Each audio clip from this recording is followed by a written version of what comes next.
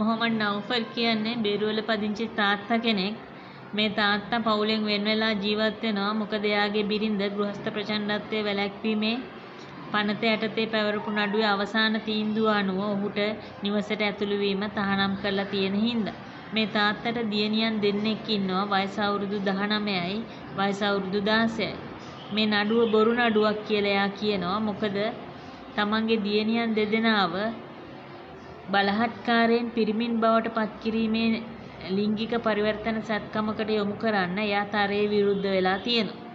මේ සැත්කමට ඔවුන් යොමු කරන්න උත්සාහ කරන්නේ ඒගොල්ලන්ගේ පවුලට අවුරුදු 6ක් තිස්සේ ආර්ථිකම වශයෙන් උදව් කරන NGO නඩයකට අයත් ජර්මන් ජාතික යුවළක් සහ ෆාතිමා රිසානා කියලා දැනටමත් පිරිමියෙක් කියලා කියන ඥාතිවරියක් විසින්.